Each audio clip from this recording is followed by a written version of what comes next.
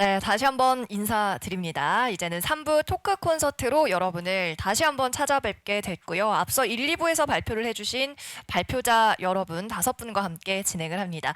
우리 시민 여러분께서 직접 발표를 들으면서 현장에서 주신 질문들로 구성을 했으니까요. 끝까지 3부도 집중력 유지해 주시면 감사하겠습니다. 자, 그러면 먼저 첫 번째 들어온 질문부터 좀 드려볼게요. 자, 시민 한 분께서 채석장 20만 평에서 발생되는 미세먼지 양이 어느 정도 될 것 같으며 주위에 미치는 환경 영향이 어떻게 될 것 같나요? 라고 의견을 궁금해 하셨습니다. 자, 상당히 어려운 주제가 아닐까 싶은데, 네, 교수님들께서 눈을 많이 피하고 계십니다만. 근데 저는 좀 이게 궁금하네요. 일단 채석장 20만 평에서 발생되는 미세먼지 양. 요게 왜 궁금하셨을지 채석장을 혹시 운영하는 분이실까요? 한번 여쭤봐도 되나요? 네, 질문 주신 분께서. 아, 예. 환경단체. 네.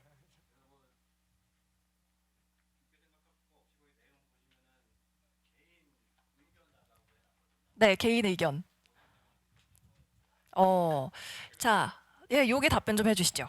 혹시 그 저도 이제 제가 환경 현장을 많이 다니니까 그런 걸 많이 경험을 했는데 아까 우리 장 소장님께서 발표해 주셨듯이 용인시 관내 미세먼지 배출원 발생 배출원으로 가장 큰 게 비산먼지라고 얘기를 했거든요. 비산먼지 중에 하나가 그 채석장 같은 데서 작업하면서 발생하는 마모성입니다. 마모먼지죠. 마모 입자들이죠. 어떻게 보면 분진에 가깝죠. 분진이죠. 그 중에서 제 생각에는 그 채석장이고 20만 평 정도면 양으로 얼마다 이거는 정확하게 측정을 해보지 않아서 모르겠습니다만은 초미세 저희가 말하는 공기 중에 오래 부유하는 PM10 이하의 굉장한 미세먼지보다는 어느 정도 일정 크기가 있는 분진일 가능성이 크고요.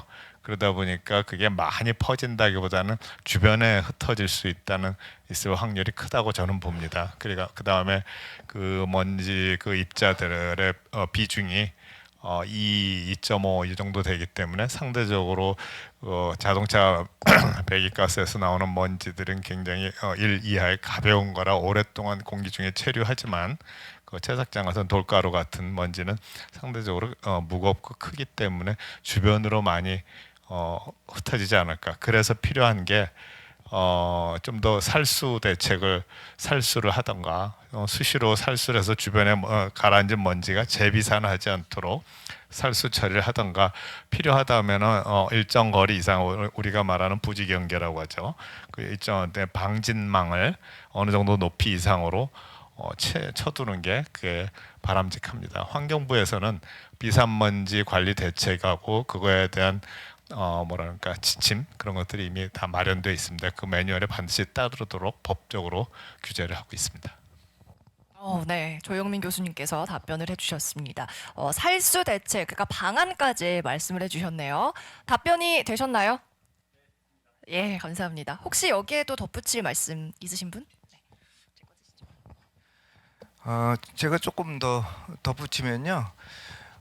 그 저희 같은 경우에도 그 각종 공사장이나 아파트 뭐 많이 건축이 되고 있어요. 채석장 같은 경우에는 뭐 한두 군데 정도 있는데 거기보다는 이 건설 공사 현장에서 나오는 그 비산먼지가 좀 상당히 양이 많이 있고요. 그래서 저 세륜 시설이나 그다음에 자체 그 살수를 할 수 있게끔 각 구청에서 이제 공무원들이 엄청 고생하고 있고 그로 인해서 민원도 상당히 많이 발생되고 있어요.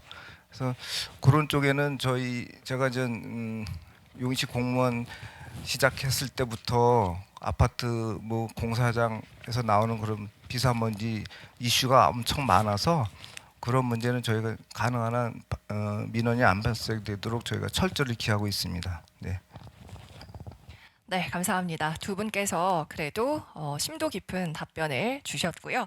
계속해서 두 번째 질문도 한번 드려보겠습니다. 역시나 시민분들께서 주셨는데요.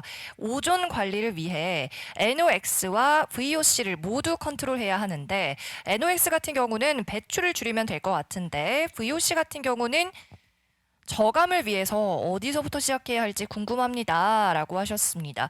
아마도 김민준 교수님께서 네, 답변해 주실 수 있을 것 같습니다. 오존에 대해서 발표를 드렸으니까 제가 답변을 해야 될 것 같고요. 낙스나 VOC 둘 다 이제 결국은 배출되는 거라 줄이는으로써 저감이 가능합니다. 하지만 이제 아까 제가 PPT에도 말씀드렸다시피 이제 VOC 같은 경우에는 문제가 되는 부분 중 하나가 뭐냐면 지금 저희가 정확한 소스를 다 파악하고 있지 못하다는 데 있습니다. 사실 저희가 이제 아까 앞서서 최영주 교수님 발표 중에 뭐 나사랑 우리나라랑 이제 공동으로 측정하는 캠페인 뭐 이런 게 있었다고 말씀을 했었는데요. 그때 이제 콜스 AQ라는 캠페인이었는데 그때 이제 나온 결과 중에 하나가 뭐였냐면 저희가 이제 톨루엔이 실제로 이제 저희가 예상한 것보다 5배 이상의 농도가 나왔었거든요. 근데 이제 왜 그런지 모르는 거죠. 어디서 나온지 잘 모릅니다. 최근에는 그나마 이제 그런 사실들이 밝혀지면서 이제 소스들을 찾아서 많이 이제 개선이 되긴 했습니다. 하지만 이제 여전히 저희가 VOC 중에서는 굉장히 많은 종류가 있고요. 저희가 엄청나게 많은 종류에 대해서 아직 어디서 배출된지 정확히 파악하지 못하고 있는 부분도 있습니다. 특히 이제 용인시 같은 경우는 산업단지가 많잖아요. 근데 이제 산업단지 중에서는 이제 큰 규모의 산업단지들은 사실은 그래도 어느 정도 우리가 뭐 배출이 어느 정도 나온다 이런 것들을 잘 알게 되지만요. 4, 5종 같이 아주 작은 사업장들은 사실은 우리가 뭐가 배출되는지 이런 거 모르는 경우가 굉장히 많거든요. 또 그리고 이제 이 VOC 배출 중에서는 또 이 오픈되어 있는 공간에서 나오는 것들이 많거든요. 뭐 예를 들어서 뭐 이 휘발유라든지 이런 것들이 이제 뭐라 그러죠? 주유소, 주유소에서 나오는 배출이라든지 이런 것들은 이제 오픈돼서 나오다 보니까 우리가 정확히 얼마 나오는지 파악하기 어려운 부분들이 많거든요. 이제 그런 것들을 최대한 잘 파악을 일단 하는 게 우선이라고 생각을 하고요. 아직 파악이 덜 된 부분이 있는 것 같아서 확실히 그걸 잘 파악하고 난 다음에 그러면 이제 이거를 어떻게 줄일 거냐. 소스를 특히 오염물질들 어떻게 뭐 재처리를 할 거냐 아니면 어떤 식으로 나오게 하는 것들 원료들을 덜 사용해서 줄일 거냐 이런 것들에 대해서 이제 고민해야 되지 않을까라고 생각이 듭니다. 네, 또 한마디 해주신다고 하네요.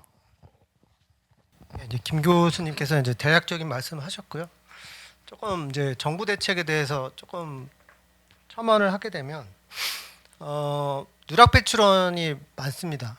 그게 왜 그러냐면 제가 아까 전에 발표 때 말씀드렸지만 탄화수소와 관련된 거의 모든 물질이라고 할 수 있거든요. 저 법정으로 지정된 물질이 37가지고요. 37가지 물질이 배출원별로 된 거를 파악해야 되니 쉬운 일이 아니죠. 그래서 제가 말씀드렸지만 선진국도 이게 쉬운 일이 아니라고 말씀드렸고요. 근데 현재까지 이제 뭐 저희도 기관에서 그런 것들을 이제 정책 연구를 많이 하는데 지금 뭐 대표적인 누락 배출원을 좀 말씀을 드리겠습니다. 이게 이제 어떤 게 있냐면 이제 크게 말씀드리면 굴뚝 공장 굴뚝에서 이제 그것도 큰 이제 공장에서 나오는 굴뚝들은 이제 자가 측정 기기가 아니라 이제 정부가 아예 관리를 합니다. 그래서 그런 것들을 통해서 실시간으로 이제 파악을 하는데 VOC 같은 거는 공장 굴뚝뿐만이 아니라 이제 말씀하셨지만 이제 굴뚝이 아닌 그런 비점 오염원에서도 많이 나오고 있고요. 그 다음에 뭐 대표적으로 뭐 항만에서 석유화학 제품을 수송할 때 뭐 이렇게 산적하거나 아니면 하역할 때 거기서 이제 우리나라에서 아직 그 배출 통계 안 잡히는 부분들이 있습니다. 그런 부분들은 통계에는 안 잡히는데 실제로는 이제 VOC가 이제 배출이 되고 있는 거죠. 그런 것들이 아직 다 이제 되지 않았고, 그 다음에 여러분들 이제 화장품에서 쓰는 그런 그 유기용제 화장품을 다 녹이는 물질들이 있거든요. 여기 뭐 수성도 있지만 유성도 있습니다. 그 모든 제품들에서 나오는 VOC들이 다 있거든요. 유기용제. 이제 그런 것들이 사실 소비 우리가 할 때 그런 것들을 이제 가능하면 이제 줄일 수 있도록 이제 관련 법률들이 좀 더 개정이 되고 필요하고요. 그 다음에 또 아까 전에 제가 잠깐 말씀드렸지만 요리 부분에서도 굉장히 이제 선진국들은 제품 군별로 이제 이런 것들을 이제 뭐 태웠을 때 보통 구이 같은 거 했을 때 굉장히 그걸 아주 디테일하게 배출 목록을 관리하는데 그런 부분들도 우리나라가 좀 더 자세하게 해야 될 부분이 있습니다. 그래서 탄루 부분은 사실은 굉장히 과학적인 방법들이 많이 필요하고요. 탄루라는 건 제가 말씀드렸듯이 불뚝에서 배출되지 않는 그런 공장에서 나오는 부분들은 다양한 관측들이 필요해서 정부의 장기적인 대책이 필요하고, 그다음에 이제 그런 부분들, 어떤 교통 이제 선박에서 이제 하역하거나 선적할 때 그런 제품들에서 나오는 그 석유 제품들에서 나오는 그런 이렇게 탄로되는 부분들, 그다음에 생활 오염 물질, 그다음에 식상에서 이제 배출되는 그런 구이에서 발생되는 그런 물질들, 그다음에 세탁업도 사실은 그 세탁소가 굉장히 이제 세탁업이 굉장히 커지고 있다고 합니다. 대형화되고 있대요. 그 업소들이. 그렇게 되면 그것도 이제 세탁물들을 취합해서 그 세탁업을 크게 하는 곳에서 이제 한꺼번에 뭐 드라이클리닝이나 그런 거 할 때 이제 그런 것들이 더 많이 발생을 하거든요. 그래서 그런 부분들도 아직 정부가 이제 모든 것을 이제 변화하는 걸 다 따라가지 못하기 때문에 그런 것들을 이제 좀 더 꼼꼼하게 이제 살펴야 된다고 말씀드릴 수 있겠습니다. 네, 일단 두 분께서 공통적으로 소스, 배출원 파악이 좀 힘들다라는 말씀을 하셨고, 아무래도 관학 연계 그리고 공통된 노력이 더 필요한 부분이라는 생각이 듭니다. 자, 계속해서 다음 질문도 받아보도록 할게요. 2030년까지 제로 탄소가 목표인데 실현 가능한지, 그리고 현재 상황에서 가장 노력해야 할 부분은 무엇인가요? 라고 하셨습니다. 네, 또다시 박사님이 답변해 주셔야 될 것 같네요. 탄소 중립은 이제 뭐 사실 국가적인 목표고 전 세계적인 목표라 2050년까지 이제 정확하게 말씀 탄소 제로를 지금 추진하고 있고, 지금 제가 잠깐 이제 발표 때 말씀드렸지만 산업 부분에서는 전환은 경제성 때문에 시간이 필요합니다. 설비에 대한 전환도 필요하고요. 그래서 향후 10년 동안은 쉽지 않을 겁니다. 그래서 그런 부분들은 이제 단기적으로 이제 그 배출 대기오염 배출을 저감하는 저감 장치를 달아서 이제 대기오염을 억제하는 그런 정책에 아마 의존할 수밖에 없고요. 이제 그 대부분은 제가 말씀드렸지만 수송 부분에서 많은 그 결과, 그 효과가 나올 것으로 기대를 하고 있습니다. 그래서 그중 뭐 소비자들이 담당해야 될 부분은 승용차고, 정부가 아마 좀 R&D라든지 그런 정책적으로 아마 그 관심을 갖고 있는 게 화물, 대형 버스라든지 화물 부분에서의 어떤 기술 혁신을 굉장히 기대하고 있고, 그런 부분들에 대한 이제 충전 인프라, 여러분들 인프라 불만 있어서 전기차 구입 안 하시는 분들도 있잖아요. 인프라에 대한 부분들도 굉장히 그 확대해가지고 지금 보급하겠다고 정부가 예산을 책정을 하고 있거든요. 그리고 화물 부분 같은 경우에는 조금 뭐 미리 좀 제가 말씀을 드리면, 화물 부분들은 그 이제 올해 이제 저희 실에서 연구를 보면 화물 부분의 수송이 굉장히 쉽지가 않은 게, 화물차들이 사실 이제 뭐 경기도도 그렇지만 외곽 지역, 사람이 좀 덜 사는 지역들에 불법 주차를 되게 많이 해요. 불법 주차를 많이 하는데, 사실은 충전을 할 때 주차를 하고 쉬면서 충전을 하는 게 맞거든요. 그러면 그런 부분들이 사실은 충전 인프라랑 그런 불법 주차를 줄이면서 화물 트럭이나 이런 그 트럭들이 이동할 때 쉬는 공간들을 동시에 마련을 해야 됩니다. 그래서 그런 부분들이 좀 같이 가면서 정부가 좀 아마 정책 개선을 하지 않을까, 이렇게 조심스럽게 예상을 하고 있습니다. 네, 알겠습니다. 일단 화물 분야에 대해서 좀 말씀해 주셨고, 산업 쪽은 좀 경제적으로 시간이 걸릴 수 있다라는 말씀이셨네요. 자, 계속해서는 최용주 교수님께서 답변하실 수 있는 질문을 드리도록 하겠습니다. 이런 질문 주셨습니다. 용인시 대기 관리에 좀 더 관심을 가져야 할 분야가 있다면? 이라고 하셨네요. 특별히 어떤 분야에 좀 관심을 가져야 될까요? 용인시 같은 경우에는.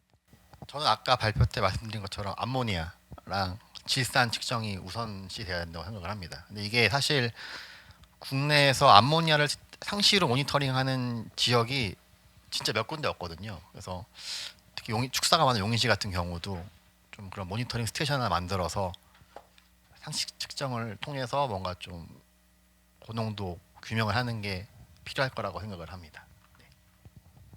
네, 그리고 다음 질문에도 좀 이어서 답변을 해주시면 좋을 것 같습니다.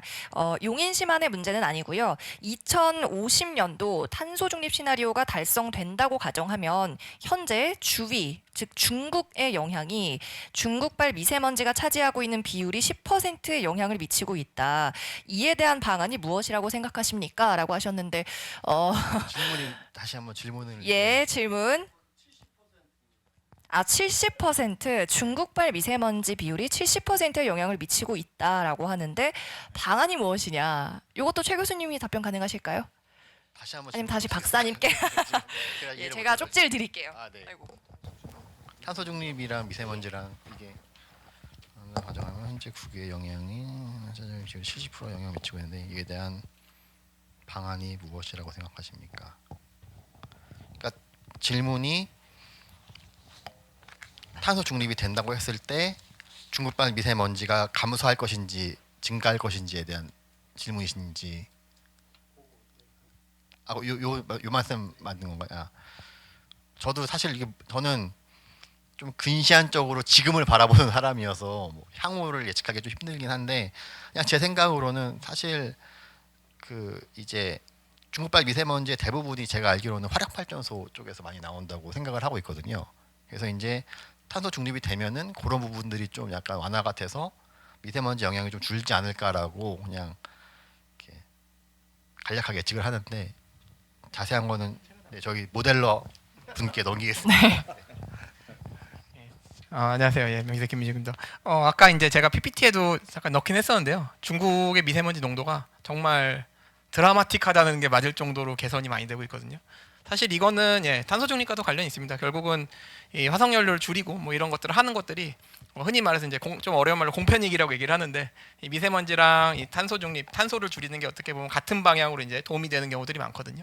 그러다 보니까 이제 이런 것들을 함에 따라서 예, 미세먼지가 굉장히 이제 개선될 가능성이 높고요. 이미 미세먼지가 사실은 2010년대 초반, 그러니까 2010년 여러분들이 생각하시는 거 제 생각에는 2010년 정도라고 생각하는데 그때는 진짜 중국발 미세먼지가 굉장히 많았을 텐데 그때에 비해서는 굉장히 지금도 많이 줄어든 상태입니다. 그리고 앞으로 이제 탄소 중립이 전 세계적으로 어느 정도 다들 이제 이 필요성에 대해서 동의하고 있는 상태에서는 앞으로 더 개선되면 개선되지 나빠질 가능성은 크지 않다고 생각을 하거든요. 그런 관점에서 봤을 때는 아무래도 이제 중국의 영향 자체가 상대적으로 좀 적어질 가능성이 높고요. 그런 면에서는 이제 오히려 최근에 떠오르는 이슈는 중국보다 이제 더 서쪽이죠. 예, 더 서쪽에 이제 인도가 있습니다. 근데 인도가 이제 새롭게 떠오르고 있는 신흥 오염물질의 배출을 많이 하는 국가로 이제 떠오르고 있어서 그런 데에 대해서는 이제 좀 관심이 필요할 것 같고요. 뭐 그런 정도로 예, 마무리를 드리면 되지 않을까라고 예, 답변이 되셨나 모르겠습니다. 네, 답변 되셨나요? 네, 또 계속해서 네, 박사님 의견도 들어볼게요. 제가 이제 정부 쪽에서 정리한 걸 좀 말씀드리겠습니다. 지금 뭐 이미 다 말씀 주셨지만 연평균으로 치면 한 30%가 넘고요. 북한도 10% 정도 기여를 합니다. 우리나라 대기 미세먼지에. 그러니까 이것도 이제 기억하셔야 좋을 것 같고. 그 다음에 이제 고농도 시즌에 이제 중국의 영향이 큰데 이제 중국의 목표가 있습니다. 목표가 있는데 뭐 아시겠지만 지금 뭐 전쟁이라든지 이런 것 때문에 에너지 수급이 그 중국 계획대로 되고 있지 않습니다. 그러니까 국제 정세라는 게 사실 우리한테 기후 변화라든지 대기질에도 사실 굉장히 간접적으로 영향이 큽니다. 그런데 이제 중국이 다만 우리가 뭐 지역별로 얼만큼 저감하고 이 배출이 나오고 있다는 걸 공개하고 있지 않아요. 그러면 이제 우리가 이걸 갖다가 모르겠다 아무것도 그럴 수가 없잖아요. 그래서 굉장히 이게 세계적으로 이제 여러 기관에서 국제기구에서 이제 국제기관에서 거기에 대한 추정 자료를 발표를 합니다. 근데 그 추정 자료가 여러 가지가 있는데 거기도 이제 시나리오 자료가 있는데 이제 정부가 이제 작년에 10년 대기환경 보전법에 따른 이제 계획을 세울 때 이제 오스트리아에 있는 이아사라는 좀 국제적으로 좀 유명한 기구가 있는데 거기서 이제 중국의 배출 시나리오를 여러 개를 이제 정량적으로 발표를 한 게 있는데 이제 거기에 따른 이제 그 자료를 우리가 좀 많이 도움을 받았고요. 거기에 대해서 이제 우리가 앞으로 이제 미세먼지 농도가 높을 때 줄이는 거 하고 낮을 때 더 좋게 하는 거하고는 좀 차원이 다르거든요. 근데 지금은 우리나라가 이제 앞서 얘기했지만 미세먼지 농도가 그래도 많이 좋아졌지만 거기서 더 선진국 수준으로 더 발전하려면 사실 배경 내기, 그러니까 국외 영향에 대한 부분이 상대적으로 더 큽니다. 그래서 이제 중국의 어떤 액션이라든지 중국이 가져가는 그런 그 결과들이 우리한테 더 민감하게 작용할 수 있다는 거죠. 왜냐하면 우리의 목표가 더 커졌으니까. 그래서 앞으로 우리가 바라보는 이제 좀 약간 그 좀 낙관적인 시나리오에 의하면 우리가 이제 제가 아까 전에 말씀드린 정부 목표가 27년까지 13마이크론까지 떨어뜨리는 건데 거기에 기여하는 부분이 사실 중국의 영향이 더 큽니다. 그래서 중국의 어떤 탄소 중립이라든지 어떤 탄소 중립으로 가기 위한 국제 질서의 어떤 좀 평화적인 분위기 이런 부분들은 사실 굉장히 중요한 전제 조건이다 이렇게 말씀드릴 수가 있을 것 같습니다. 네, 알겠습니다. 일단 탄소 중립에 대한 중국의 참여도도 상당히 중요할 것 같다. 국제사회 공조가 필요한 부분이니까요. 자, 이렇게 플로어에서 질문을 직접 받아서 이야기를 들어봤고, 이제는 공통 질문으로 제가 하나를 드리려고 하는데 시간 관계상 아마도 마지막 질문이 될 것 같습니다. 자, 요즘 어느 때보다 하늘이 맑고 청정한 것 같은데 계속 이런 하늘을 볼 수 있을까요? 라고 질문을 하셨어요. 아무래도 시민분들께서는 제일 뭐랄까 육안으로 봤을 때 가장 잘 보이는 부분이고 가장 궁금한 부분이 아닐까 싶은데요. 자, 한 분씩 좀 최근의 대기 상태에 대해서 말씀을 해주신다면 그리고 앞으로 좀 유지가 될지도 궁금합니다. 네, 마이크를 최용주 교수님. 들고 있는 관계로 제가 먼저 말씀드리겠습니다. 일단 가을철은 우리나라가 원래 역사적으로 미세먼지 농도가 낮은 시기이기 때문에 언제나 뭐 맑은 하늘을 볼 수 있는 시기라서 지금이 더 좋으실 수도 있는데 사실 제가 예상하는 올해의 대기질은 아마 예년보다 더 안 좋아지지 않을까라 생각을 합니다. 그 이유 중에 하나가 뭐 제가 정확한 기상학자는 아니지만 엘니뇨가 요번에 또 심한 시기거든요. 그래서 엘니뇨가 심해지면은 상대적으로 저희 이 동아시아 지역에 풍속이 되게 낮게 됩니다. 풍속이 낮아지면은 아까 말씀드린 대로 질산과 암모니아가 반응해서 미세먼지를 만들기 아주 좋은 조건인 시기거든요. 그래서 감히 예상하자면 올 겨울에 있을 미세먼지 농도가 과거 한 4, 5년 중에 가장 나빠지지 않을까라고 생각을 하고 있습니다. 저는 그렇군요. 같은 생각이신가요, 소장님? 제가 봤을 때는 최근에 그 보도 자료를 보면 지금 북경이 엄청나게 그 미세먼지로 곤욕을 치르고 있다고 합니다. 그래서 코로나 시대에는 좀 많이 줄었는데 다시 중국에서 이제 산업이 이제 활성화되고 경기가 활성화되니까 지금 미세먼지가 다시 증가되고 있는 것 같은데요. 어떤 그런 국외적인 그런 영향이 없으면 우리 코로나 시대 때 다 느꼈잖아요. 맑은 하늘 보고 진짜 오래간만에 보고 다 좋아하고 기뻐하고 그런 경험이 있었기 때문에 물론 뭐 용인시뿐만 아니라 다 이제 노력은 하는데 그런 약간의 그 국외적인 영향이 없으면 저는 푸른 하늘은 볼 수 있을 거라고 생각이 됩니다. 네. 중국에서 공장을 돌리지 말라고 할 수도 없고요. 어떻게 보십니까? 네. 사실 최용주 교수님께서 선수를 치셨는데 제가 오기 전에 왠지 그렇지 않아도 이런 얘기가 나오지 않을까 싶어가지고 지금 엘니뇨가 얼마나 심한지를 제가 한번 확인을 하고 왔어요. 사실은 네 아직 10월 거는 안 나왔고 이제 9월달 평균이 나왔더라고요. 9월달 평균으로 예년보다 지금 태평양 앞이 한 1.8도 정도 온다고 올라갔는데 이 정도면은 엘니뇨가 지금 예측하기로는 85% 이상 확률로 강한 그러니까 중간 이상의 세기의 엘니뇨가 올 거로 지금 추측을 하고 있거든요. 근데 아까 얘기했듯이 엘니뇨가 이제 가게 되면 우리나라나 중국 쪽에는 이제 굉장히 미세먼지 농도가 높아질 가능성이 높습니다. 기상학적으로는. 그래서 아마도 올 겨울이 그런 기후적인 관점에서 봤을 때 굉장히 좋지 않은 해가 될 건 분명하고요. 또 한 가지는 이제 소장님께서 말씀하신 거랑 이제 일맥상통하는 부분인데 결국은 최근 몇 년은 이제 코로나로 인해서 중국에서 배출원이 적어서 이 소스가 적다 보니까 미세먼지가 상당히 적은 좋은 편에 속했거든요. 근데 이제 아무래도 제로 코로나가 이제 끝나고 사실상 이제 산업들이 이제 다시 활성화되는 시점에서 분명히 코로나 이전만큼 회복이 되지는 않았습니다. 그렇기 때문에 분명히 이제 배출이 조금 적은 부분은 있을 거예요. 근데 이제 얼마나 리커버리 하느냐에 따라서 즉 오염물질이 얼마나 나오냐에 따라서 이제 특히 우리나라도 중요하지만 중국이 상당히 중요합니다. 물론 뭐 중국이 개선되고 있다고 말씀을 드리긴 했지만 그래도 이제 단기적인 관점에서 봐서 중국 배출이 상당히 중요하거든요. 그게 어느 정도 회복돼서 2019년 수준의 배출이 나오냐 아니냐가 상당히 큰 영향을 미치지 않을까. 그 두 가지가 복합적인 요인으로부터 이 결과가 나올 것 같고요. 아마 제 추측에는 조금 안 좋아질 가능성이 높지 않을까 저도 그렇게 생각을 합니다.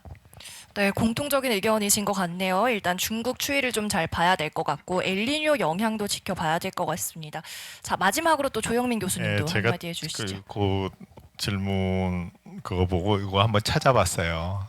지금 이게 보이시나 모르겠는데 지금 실시간 구글에서 제공하는 실시간 기류입니다. 그래서 이걸 자세히 보시면은 중국 쪽에서 이렇게 기류가 이렇게 한반도 쪽으로 오죠. 이럴 때는 아무래도 중국의 공기가 조금 안 좋다고 칠 경우 아무래도 우리나라가 영향을 받을 거고 몇 년 전이더라 한 2, 3년 전에 굉장히 겨울이 추웠습니다. 추웠을 때는 이쪽 그 북극 쪽이요. 북극 쪽에서 일본 위쪽 홋카이도 쪽에서 이렇게 쭉 내려옵니다. 그럴 때는 굉장히 깨끗합니다. 그럴 때는 굉장히 깨끗한 경우가 있고 그래서 얼마 몇 년 전까지만 해도 중국 얘기하면은 못하게 했는데 오늘 보니까 중국 얘기들 과감하게 잘 하시네요. 그래서 다행이고 중국에서 우리나라에 미치는 영향이 얼마나 되나 하는 거는 견해에 따라 많이 다릅니다. 이 상층 고도에 따라서 오는 먼지의 종류, 스모그의 종류가 다르거든요. 그래서 절대적으로 저는 이제 중국 영향이 꽤 있다고 보는 사람 중에 하나고 또 그렇지 않다고 보시는 분들도 있습니다. 그래서 중국 영향이 있을 것 같고 날씨가 따뜻하면 아무래도 여기 용인 지역은 서풍 영향권에 있습니다. 그래서 날씨가 겨울에 따뜻하면 서풍 영향이 많이 있게 되면은 조금 더 미세먼지 농도가 올라갈 것 같고 많이 추우면은 이쪽 북동풍 쪽 영향을 많이 받게 되면은 아무래도 좀 덜 미세먼지 농도가 올라가지 않을까 저는 그렇게 생각합니다. 네, 또 마지막으로 신 박사님께서도 한마디 해주시죠. 제가 마지막인 것 같아서 세 가지로 말씀드리려고 합니다. 첫 번째 미세먼지 측면에서는 뭐 단기적으로 나빠질 수 있습니다. 근데 이제 국제 질서가 지금보다 좋아진다는 전제하에 아무래도 탄소 중립이라든지 그런 이제 국제적인 규범이 있기 때문에 우리나라도 이제 정책 자체를 계속 강화하고 있거든요. 정권과 관계없이. 그런 부분들은 이제 국민들의 어떤 시선이 있기 때문에 저는 이제 중장기적으로 미세먼지는 좋아질 수밖에 없다고 보고 있고요. 문제는 오늘 뭐 세미나에서 주요 주제였지만 오존은 좀 단기적으로 어려울 것 같다. 이유는 뭐 VOC라든지 어떤 미세먼지 개선에 대한 역효과 이제 이런 것들과 맞물려서 오존은 좀 신경을 써야 될 것 같고요. VOC 배출 얘기하는 겁니다.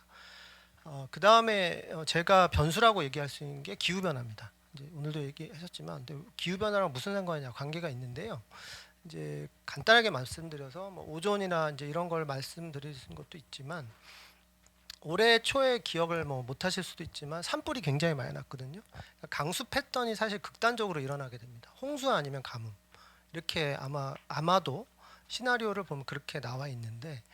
그러니까 비가 오늘도 이렇게 오지만 이럴 땐 좋습니다. 근데 문제는 이제 어느 시점에 가면 또 한동안 비가 너무 안 오게 되거든요. 그러면 산불이 빈번해지면 일시적으로 굉장히 미세먼지가 나빠질 수 있습니다. 지금 미국이나 유럽에서 이미 그런 일들을 겪고 있고요.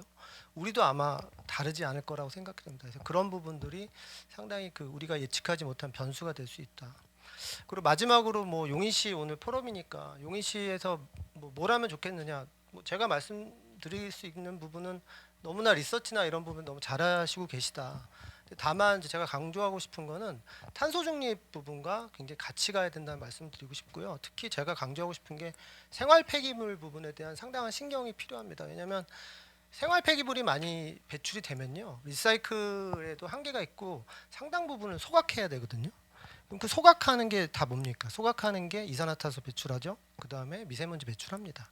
생활 폐기물 그런 부분들이 다 우리 지속 가능한 발전 차원에서 굉장히 지자체, 특히 기초 지자체에서 상당히 많은 관심을 가지고 생활 폐기물을 줄여주시는데 많은 신경을 써주시면 좋을 것 같다는 생각이 들었습니다.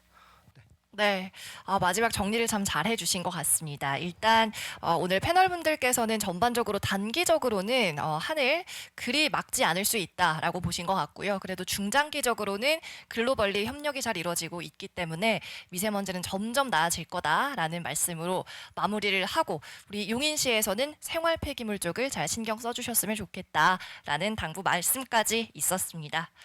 자, 이렇게 긴 시간 끝까지 함께 해주신 여러분께 다시 한번 감사하다는 말씀, 그리고 패널 여러분들도 너무나 수고 많으셨다는 말씀 드리고요. 끝으로 오늘 심포지엄을 공동 주최한 용인시 환경위생사업소의 장 소장님께 마무리 말씀 들어보겠습니다. 예, 오늘 좋은 기회를 갖게 돼서 많은 또 정보를 또 공유하고 또 용인시에서 앞으로 또 나아갈 방향까지 이렇게 제시해 주셔서 감사드리고요. 오늘 저희한테 이렇게 논의가 된 이런 여러 과제들을 저희가 정책에 담아서 용인시가 어느 도시보다도 미세먼지를 줄이고 탄소 중립을 실현할 수 있는 도시가 되도록 노력하겠습니다. 네, 감사합니다. 네, 감사합니다. 앞으로도 많은 노력 그리고 연구가 이뤄지기를 기대하겠습니다. 자, 오늘 저희가 준비한 심포지움은 여기에서 마무리를 해야 할 것 같고요. 긴 시간 너무나 고생 많으셨습니다. 여러분, 고맙습니다.